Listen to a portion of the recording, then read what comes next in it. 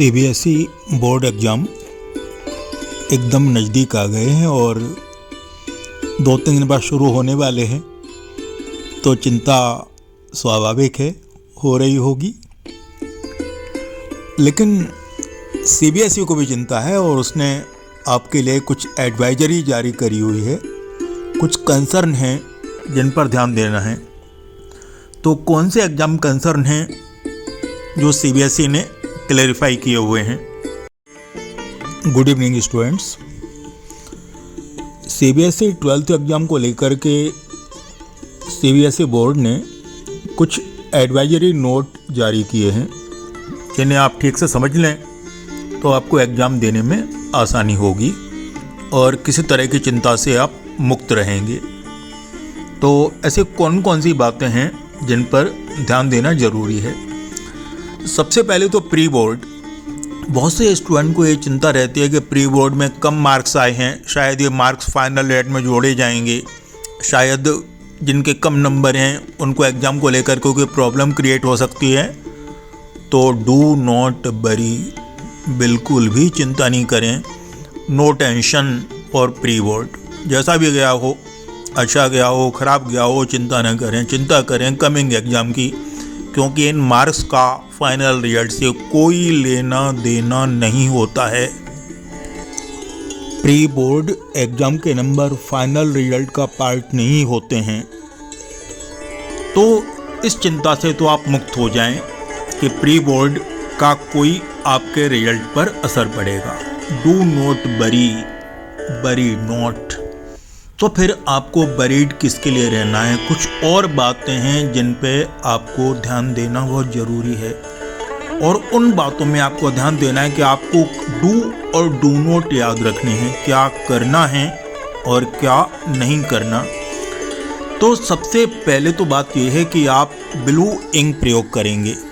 Blue gel pen use कर सकते हैं या royal blue gel pen use कर सकते हैं। ध्यान रखना है आपको दूसरे कलर यूज नहीं करने हैं, या तो रॉयल ब्लू या फिर ब्लू जेल इंक पेन आपको यूज करना है। तो दूसरे कलर की स्याही आपको यूज नहीं करनी। कई स्टूडेंट कहते हैं सर ब्राइटनर लगा देंगे तो क्या होगा? अगर हमने कुछ गलती करी है, ब्राइटनर लगा दिया तो क्या कोई इसका असर पड़ेगा? बिल्कुल पड़ेगा। सीबीएसई ने एग्जामिनर को स्ट्रिक्ट नोट जारी किए हैं कि ब्राइटनर ना यूज किया जाए, स्ट्रिक्टली प्रोहिबिटेड। तो आपको ब्राइटनर यूज नहीं करना है। तो दो बातें याद करनी है, एक तो ब्लू इंक यूज करनी है, जेल इंक यूज करेंगे या रॉयल ब्लू यूज कर सकते हैं, दूसरे कलर यूज नहीं करेंगे। और दूसरी बात, ब्राइटनर को आपको बिल्कुल भी यूज नहीं करना है, इसका आपको स्पेशली ध्यान रखना है। अब दूसरे कई स्टूडेंट को चिंता रहती है कि हमें प्रिसाइज वर्ड में आंसर देना है। अगर ज़्यादा वर्ड्स हो गए तो क्या होगा, कम वर्ड्स हो गए तो क्या होगा? तो इसको लेके भी सीबीएसई ने कहा है कि इस पर बहुत ध्यान देने की ज़रूरत नहीं है कि आप प्रिसाइज लिमिट से ज़्यादा चले गए, वर्ड लिमिट पर ज़्यादा वर्ड लिख दिए। आपको ध्यान देना है कि आपका आंसर रिलेवेंट हो, आपने आंसर करेक्ट लिखा हो। थोड़े वर्ड कम पड़ जाएं या थोड़े ज़्यादा हो जाएं तो उसकी चिंता नहीं करनी है। हाँ, लैंग्वेज वाले पेपर में, जो इंग्लिश लैंग्वेज वाला पेपर होता है, उसमें आपको इनका ध्यान रखना है कि ग्रामर वाली मिस्टेक ना हो। सीबीएसई के सैम्पल पेपर को आप ब्लाइंडली फॉलो ना करें। आप ये नहीं मान के चलें कि ये क्वेश्चन ही आ जाएंगे। हाँ, वैसे क्वेश्चन आएंगे जो सीबीएसई सैम्पल पेपर में दिए रहते हैं, पर वो ही आ जाएंगे ये तो पॉसिबल नहीं है ना। हाँ, अगर आप एनसीईआरटी के क्वेश्चन पर भरोसा करते हैं, ब्लाइंडली फॉलो करते हैं, तो चिंता की बात नहीं है, क्योंकि एनसीईआरटी के क्वेश्चन एज सच एग्जाम में आते हैं। तो आप एनसीईआरटी कंटेंट पर माइंड फोकस कीजिए।